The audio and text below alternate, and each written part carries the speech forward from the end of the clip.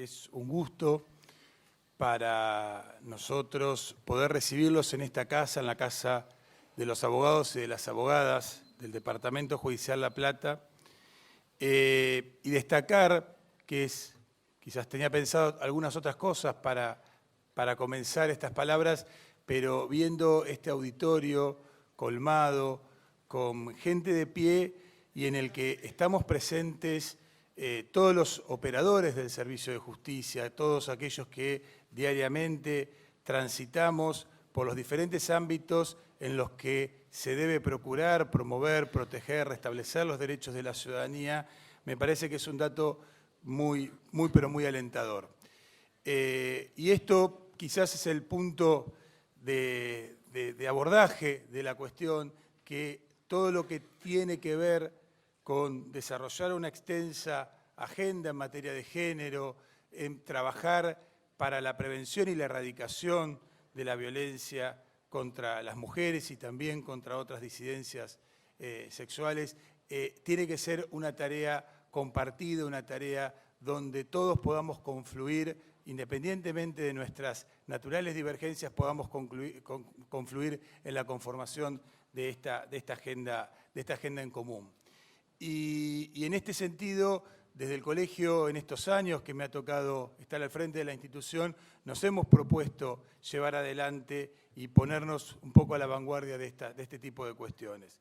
Desde lo que hemos hecho a nivel de nuestro Consejo Directivo, de aprobar un plan integral en materia de género a regir internamente en la propia institución, hacer una adhesión que en alguna medida es simbólica, pero en otra es muy material respecto a la ley Micaela, porque apenas sancionada la norma y sin encontrarnos legalmente comprendidos en sus disposiciones, el Consejo Directivo de este colegio hizo una adhesión a la ley, estableció una capacitación obligatoria en materia de género para los miembros del Consejo Directivo y del Tribunal de Disciplina, por haber hecho también algo simbólico, pero que visibiliza nuestra intención, nuestro propósito, como es ponerle a nuestra área de acceso a la justicia y orientación jurídica de la ciudadanía el nombre de María Angélica Barreda, que fue la primera abogada de este país y que estuvo matriculada en este colegio, luego de transitar ese dificultoso camino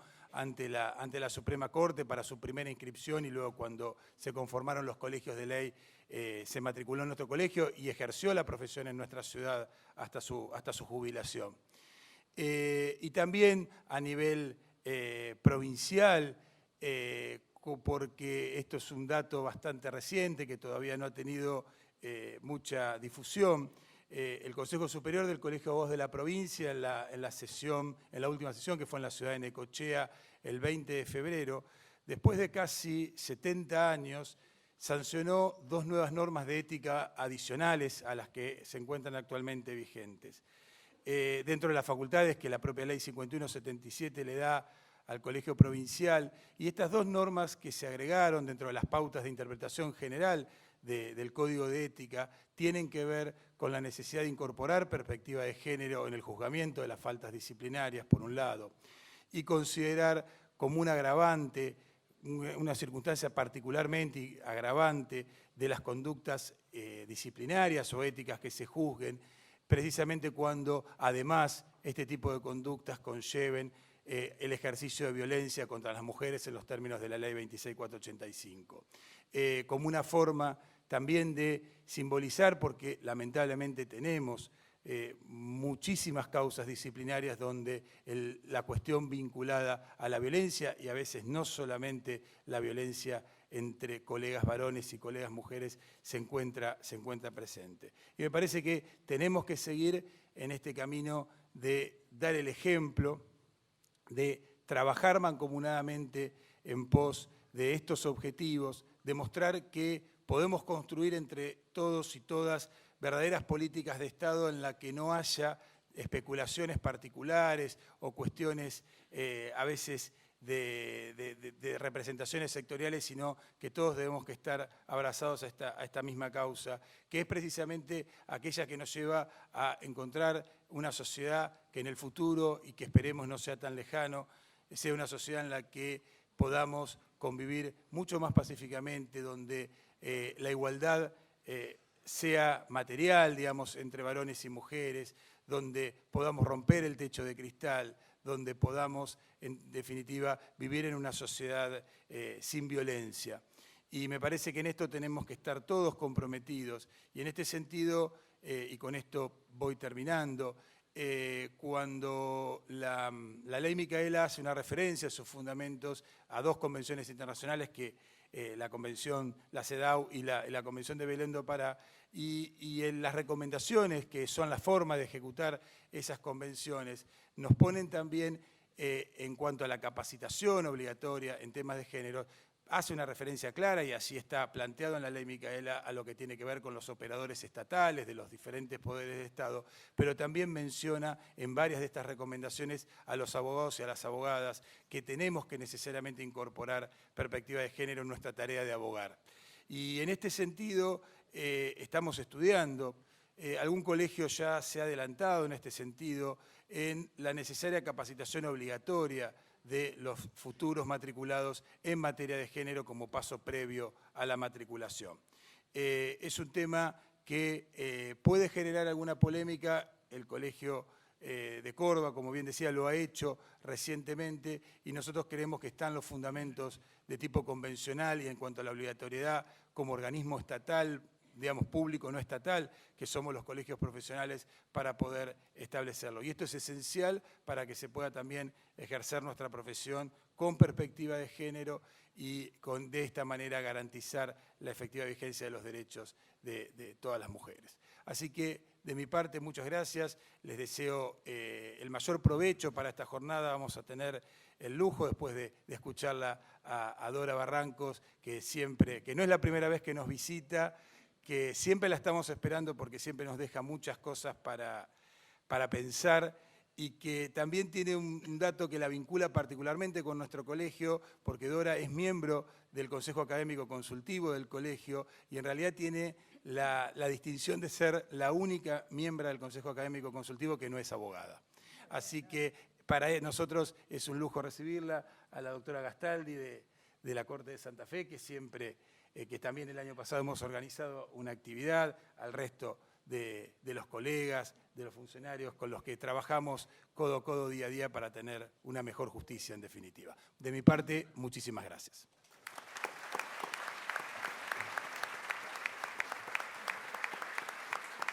Seguidamente, escuchamos la palabra del doctor Eduardo Néstor de Lázari, presidente de la Suprema Corte de Justicia. Muchas gracias.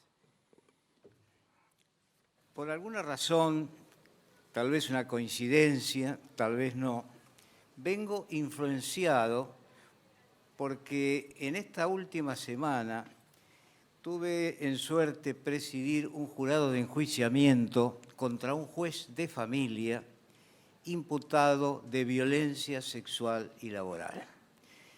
Les adelanto que la sentencia fue destitutoria.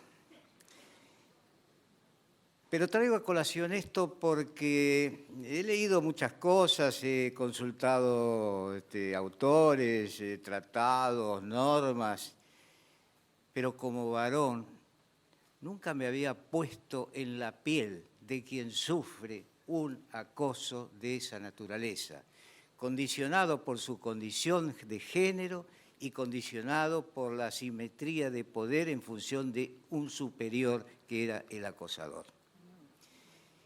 Esta experiencia, entonces, para mí ha sido invalorable y estoy, motivado para estar en esta reunión en función precisamente de esa experiencia. Con lo cual, la primera afirmación que tengo que hacer es que el reconocimiento que se tiene de los derechos que corresponden a las mujeres, los avances de la legislación, el conjunto de normativas provinciales, municipales, internacionales, etcétera, no se trata de meras concesiones graciosas, sino lisa y llanamente de un reconocimiento pleno de un derecho pleno y absoluto.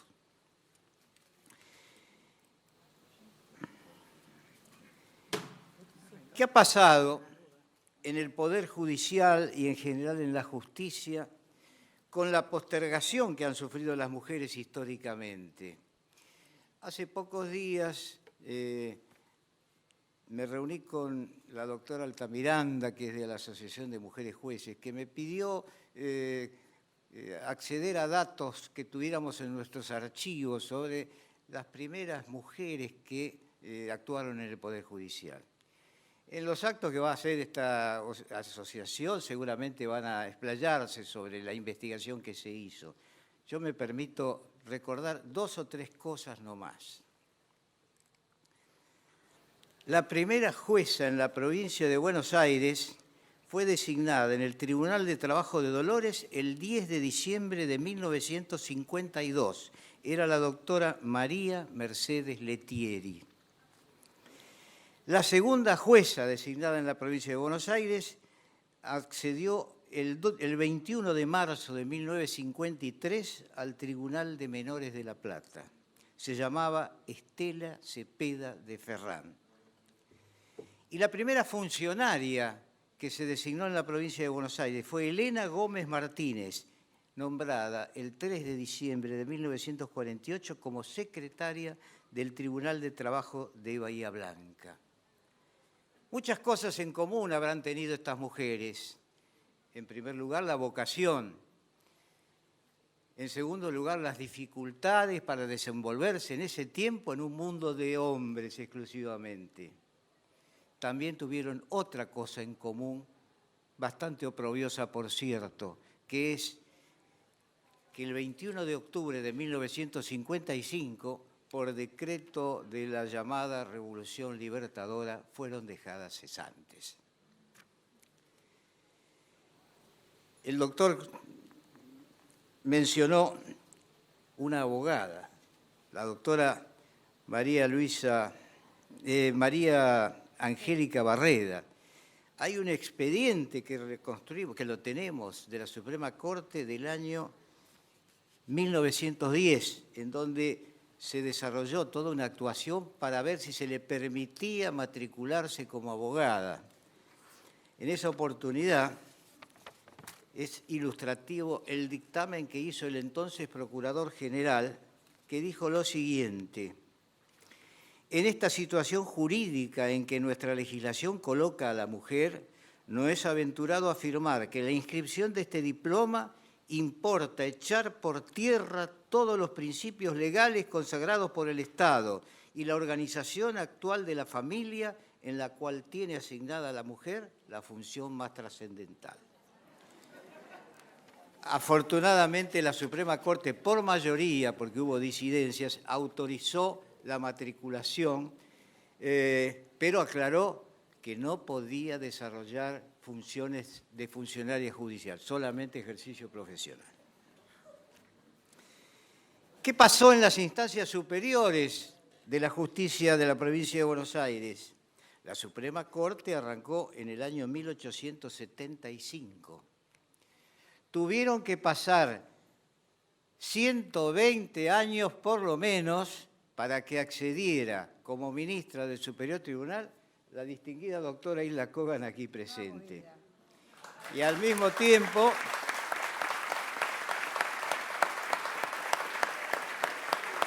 poco tiempo después, como Procuradora General asumió la doctora María del Carmen Falvo, hoy jubilada.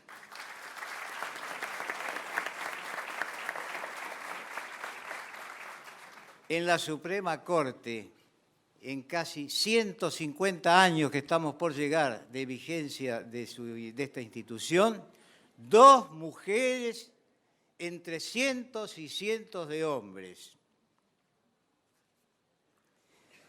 ¿Qué podemos sacar en conclusión para terminar con estas breves referencias? La conclusión es que la postergación es elocuente, evidente, manifiesta, y que los caminos que se abren para ir superando hay que continuarlos. Como decía al principio, no son concesiones, sino derechos que hay que reconocer plenamente. Y eso es en lo que estamos empeñados, creo que todos los que estamos aquí presentes. Muchas gracias a todos.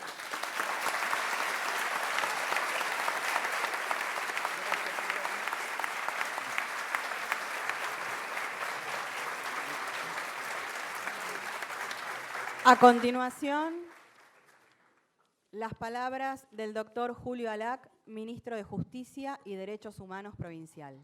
Buenos días. Me anticipa Hilda Kogan, organizadora de este encuentro, y a quien también felicito por el interés y la buena organización y convocatoria que ha tenido, que el tiempo es escaso para poder escuchar a Dora Barrancos, para quien pido un aplauso también por su presencia acá, y bienvenida.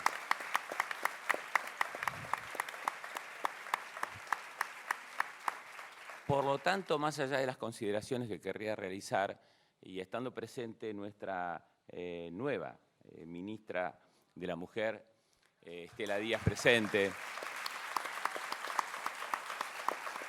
de Políticas de Género y Diversidad Sexual, corresponde que ante la brevedad de tiempo sea Estela, por parte del Gobierno de la Provincia de Buenos Aires, quien se exprese en este día tan importante. Pero sí manifestar brevemente que los pueblos, como individualmente las personas, suelen crecer desde el dolor, pero crecen si transforman el dolor en esperanza. La historia del rol de la mujer, de la discriminación del rol de la mujer, de las postergaciones del rol de la mujer, de la violencia que ha sufrido la mujer, es una historia muy dolorosa, pero creo que estamos en los últimos años, o hablar quizás de la última centuria, en un proceso de construcción de una esperanza. Y la esperanza es el vigor de los movimientos feministas que tenemos en nuestro país, a quienes felicitamos y a quienes siempre vamos a acompañar desde el Ministerio de Justicia y Derechos Humanos de la provincia, con un solo objetivo, que es la ampliación de los derechos de las mujeres y también avanzar en las políticas de igualdad de género. Con estas breves palabras, saludo a todos ustedes y le dejo en uso de la palabra a quien corresponda. Muchas gracias.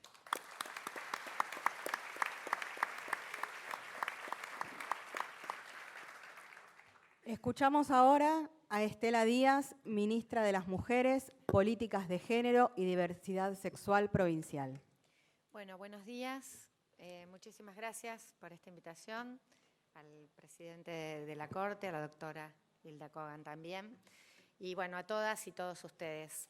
Estamos viviendo, bueno, etapas y momentos de conmemoración cuando se acerca el 8 de marzo, ¿no? El Día, decimos, Internacional de las Mujeres Trabajadoras. Ese fue el origen de su reclamo, luego instituido por las Naciones Unidas también como un día que en el mundo entero se plantea la visibilidad y el reconocimiento de la enorme inequidad y desigualdad con la que convivimos en las relaciones de género, que ahora ya no solo hablamos de las desigualdades para las mujeres, sino desde otras identidades sexogenéricas disidentes.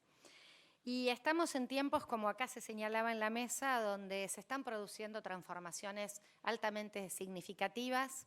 Hay quienes llaman, creo que es nuestra historiadora querida Araceli Bellota, que decía en alguno de estos días que es la revolución pacífica más importante de la historia la que estamos produciendo las mujeres. Y quiero decirles, ahora que nosotros y yo puedo estar hablando acá de este tema como ministra, como funcionaria de la provincia de Buenos Aires por la decisión política del gobernador de crear el Ministerio de las Mujeres, Políticas de Género y Diversidad Sexual, una voluntad política que toma hacerse cargo desde la gestión, desde el principal rango de la gestión, de una demanda de un movimiento social amplio, movilizador, activo, bueno, que está haciendo esto, ¿no? Provocando enorme transformación social para el conjunto de la sociedad. Y en ese sentido yo quería compartir rápidamente 2 o 3 cuestiones que me parecen fundamentales en torno a qué hemos hecho y cuál es, porque cuando hablamos de discriminación, de igualdad de género, solemos hablar de la violencia. Y la verdad que no es el único factor que creemos que tenemos que considerar, pero claramente los indicadores de la violencia nos están mostrando cómo es el factor de desigualdad social, económica, laboral, institucional, que además posibilita que se ejerzan las distintas formas de violencia que vemos y que aparecen como emergentes. Y el emergente principal con el que hablamos y nos conmueve profundamente estos días son el femicidio, ¿no? Pero sabemos que el femicidio es la punta del iceberg.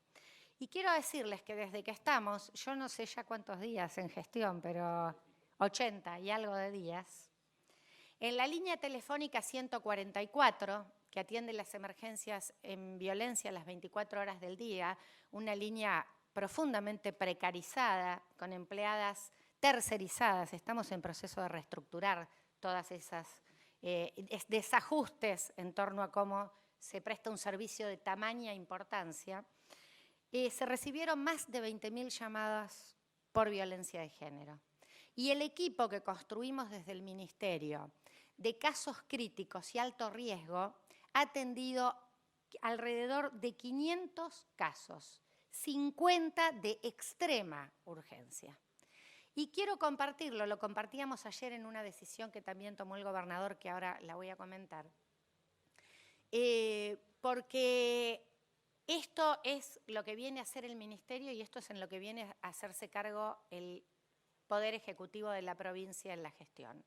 En estos 50, en los 500 casos que intervenimos de alguna manera, que llegaron de distinto modo a señalar qué se hacían con los procedimientos de intervención en ese riesgo que se estaba viviendo. Y en los 50 en particular articulamos con funcionarias, funcionarios de justicia, con municipios, con organizaciones, y trabajamos para que ese riesgo cese, para proteger, para poner a la mujer fuera del riesgo. Hicimos articulaciones interjurisdiccionales, interinstitucionales. Saben ustedes que una de las medidas son las pulseras electrónicas que solo en la provincia se estaban colocando en 20 distritos. Hicimos acuerdos para que de un distrito que no entra se coloque en el otro distrito, para que llegue esa medida imprescindible de protección. Bueno, ya estamos claramente trabajando de conjunto.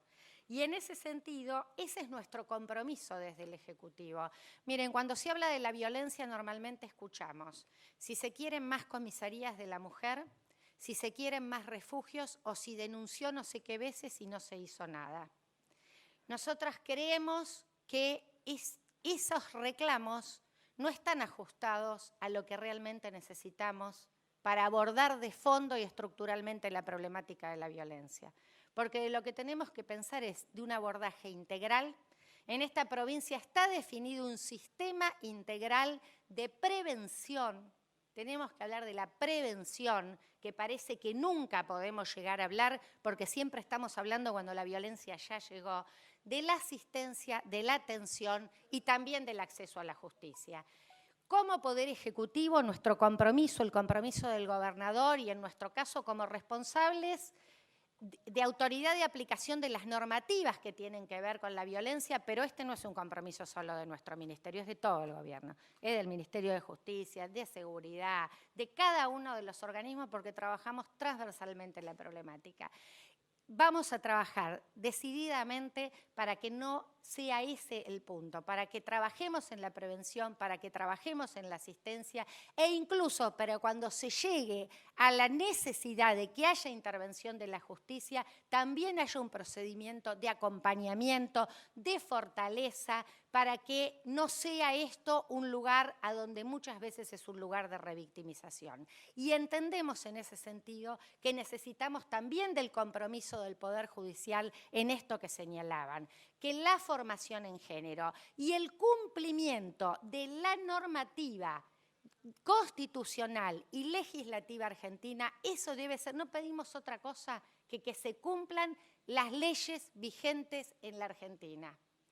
Y muchas veces nos encontramos con que esto no ocurre. Estamos muy satisfechas, lo señalaba el presidente de la Corte, con el jury que por primera vez de enjuiciamiento destituyó a un juez por delitos que tienen que ver con violencia de género, sexual y laboral.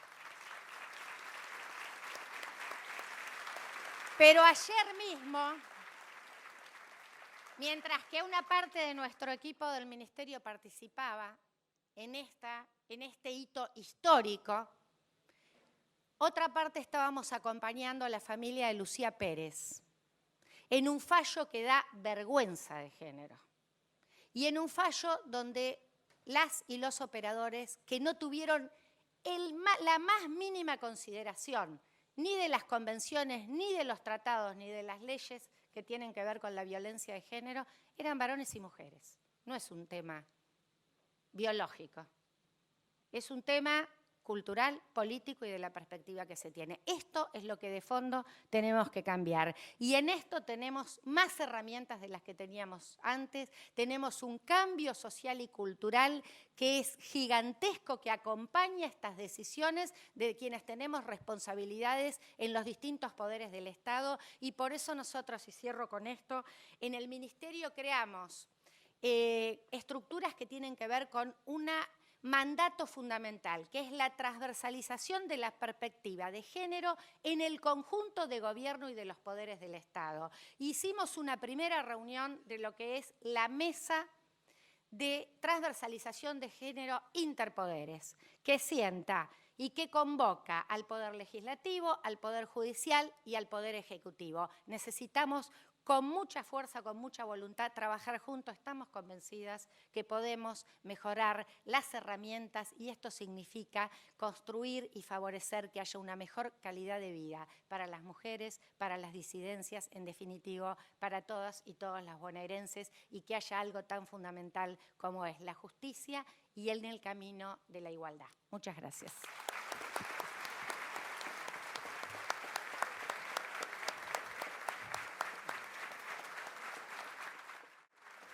A continuación, escuchamos a la ministra de la Corte Suprema de Justicia de Santa Fe, doctora María Angélica Gastaldi. Hola, buenos días a todas y a todos. Gracias, doctor De Lázari, por la invitación, a Hilda Kogan, a Hernán Colli, a la colega. Es para mí un gusto estar hoy acá. Estuvimos también el año pasado, el 23 de agosto, donde llevamos adelante una jornada memorable de formación muy interesante que también auspició el Instituto de Estudios dependiente de la Corte. Esta jornada, en este día, 6 de marzo, se inscribe en los actos de conmemoración del Día de las Mujeres. El Día de la Mujer, dicen algunos, el 8 de marzo. La verdad que ese 8 de marzo se instituyó en recordación, y a veces uno banaliza un poco los discursos, y digamos que las mujeres se han convertido en una moda. Y alguna autora dice, que yo coincido totalmente con ella, dice que si las mujeres se convierten en una moda, están perdidas para siempre, porque las vuelven a poner en el lugar de donde nunca debieron salir. Así que me parece que, en mi caso, una cierta trayectoria, yo quisiera recordar que ese 8 de marzo se instituyó, como recordó acá, porque en el mes de marzo, tanto del año 1909, como creo que después en el año 1919 o 20, bueno, en la primera fecha, 40.000 mujeres marcharon en defensa de las fuentes de trabajo. Se trataba de mujeres trabajadoras en las hilanderías. Y en la otra recordación, también vinculada al mes de marzo, mujeres que trabajaban en una fábrica fueron incendiadas y quemadas vivas porque reclamaban por sus derechos. Esa fue la razón por la que se instituyó, y después los organismos internacionales convalidaron esa fecha. La verdad es que decir el Día de la Mujer o el Día de las Mujeres, porque yo solo he pensado sinceramente, en realidad la mujer, como dice algún psicoanalista muy famoso, la mujer no existe. Existimos las mujeres, porque decir que la mujer es atribuirle determinadas connotaciones, características, esencias, y realmente creo que también se nos pretende homogeneizar sin darnos cuenta de las profundas diferencias que también existen entre las mujeres. Es decir, cuando se les ponen ciertos stickers a las mujeres, también, en cierta forma, en parte lo que intento mostrar es que hoy las mujeres nos hemos convertido en un discurso políticamente correcto. Y no hay ningún varón que se anime en ningún lado, cualquiera que vaya a decir algo, por Dios, te matan.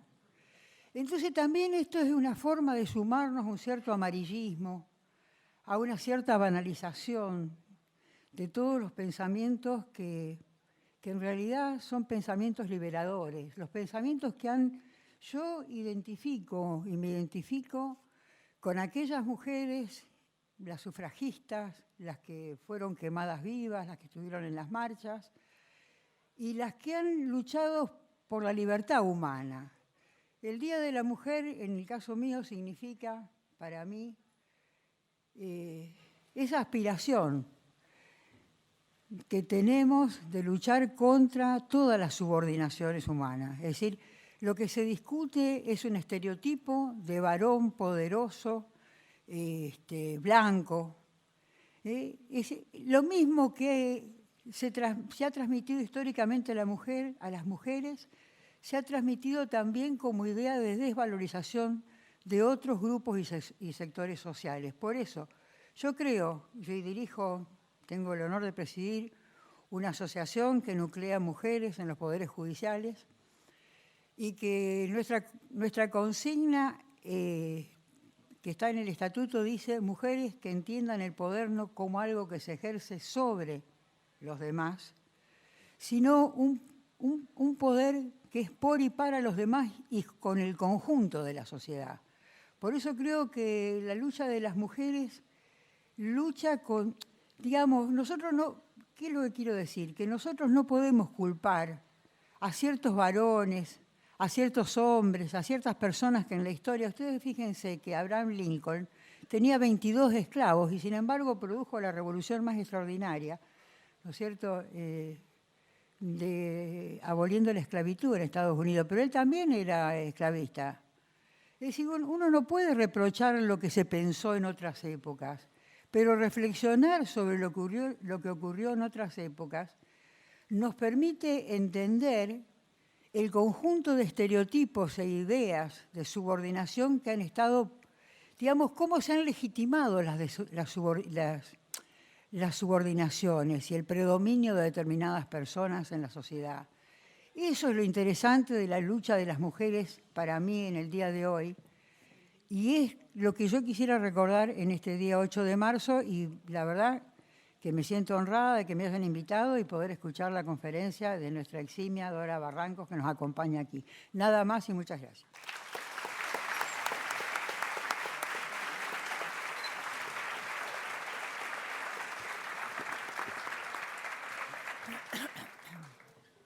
Escuchamos ahora la palabra de la doctora Hilda Kogan, ministra de la Suprema Corte de Justicia. Bueno, buenos días. Muchísimas gracias por acompañarnos. Desde ya, muchísimas gracias a Dora por aceptar venir y estar con nosotros. Voy a aprovechar que este encuentro que nos reúne para conmemorar el Día Internacional de la Mujer se realiza en la sede de un colegio de abogados con un público integrado en su mayoría, con personas relacionadas al ámbito judicial y jurídico académico, y que a su vez, con posterioridad a esta reunión, se desarrollará la reunión del Tercer Consejo Consultivo de Violencia Familiar y de Género, a la que asistirán magistrados de los fueros de Familia, Penal y Justicia de Paz, para decir que, a mi entender, las prácticas discriminatorias y violentas contra las mujeres son usos y costumbres a los que debemos desacostumbrarnos. En esta frase intento resumir, para no perderme en reflexiones repetidas, que esa mala costumbre está en el día a día y en las cosas más comunes, sustentándose en un entramado social y cultural percibido cotidianamente como usual y normal. Lo más terrible de este anclaje costumbrista es justamente que su aparente naturalidad funciona como un disfraz perfecto para su camuflaje, pues hace difícil su visibilización y denuncia, tanto para quienes la padecen como para una sociedad entera que es partícipe necesaria, muchas veces sin enterarse por no ser esas prácticas vistas y tratadas como tales, sino como algo común y normal, como parte de nuestro folclore, incluso muchas veces como algo simpático y hasta gracioso. Con esto no estoy queriendo decir que no haya habido avances. De hecho, al participar de esta reunión hoy y la convocatoria del tercer Consejo Consultivo, al que tuve el honor de llamar y dar apertura durante mi presidencia en el 2017, son muestras cabales de esos avances y del compromiso asumido. Tampoco estoy queriendo decir que es tarea de cada uno en su casa fomentar ese desacostumbramiento, pues eso es una tarea individual, pero sobre todo social al tratarse de costumbres arraigadas en esa esfera. La sociedad se rige por pactos implícitos, costumbre que el derecho se hace suyas dándoles un marco legal. Considero que desde lo legal se ha avanzado más en el reconocimiento y garantización de los derechos de las mujeres, que lo que se ha hecho en relación a las conductas violentas a nivel social. Por eso es momento de que explicitemos las rupturas con esas costumbres. Hoy estamos en este lugar, como lo decía al inicio, un gran abanico de actores que tienen incidencia desde diferentes especialidades en el ámbito judicial, esto es, en la consecución y formación del fin justicia. Suelo decir que la tarea de los integrantes del Poder Judicial no es solo impartir justicia, sino que también lo es hacer escuela a través de nuestra conducta y, por supuesto, también por medio de nuestras sentencias. Por tanto, considero que es tarea de quienes formamos parte de este ámbito en cualquiera de sus niveles e independientemente del rol o cargo que ocupemos, poner en evidencia esas malas costumbres en cada oportunidad que observemos una de ellas, señalarlas y, sobre todo, reflexionar sobre ellas en cada ocasión que la presenciemos para desconstruirlas. Creo que si no rompemos ese pacto de agresión escondido tras el disfraz de una normalidad costumbrista, no hay ley que nos proteja para que dejemos de ser potenciales víctimas de discriminación o violencia, pues siempre llegará la justicia después de que la agresión se haya consumado.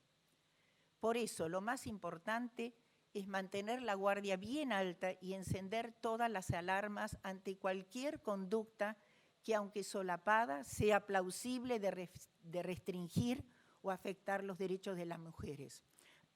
Pues debemos garantizar su libre goce. Esa es nuestra obligación como parte constitutiva del Poder Judicial, pero sobre todo es nuestro deber cívico-moral como parte de esta sociedad en la que muere una mujer por día por violencia de género. Es por ello que hay que tener siempre presente que es la persistencia de esos hábitos cotidianos los que estamos acostumbrando, la que permite que en la Argentina una mujer muera cada 26 horas víctima de violencia de género. Esto se ve, pero se da por lo que estamos acostumbrados a no ver.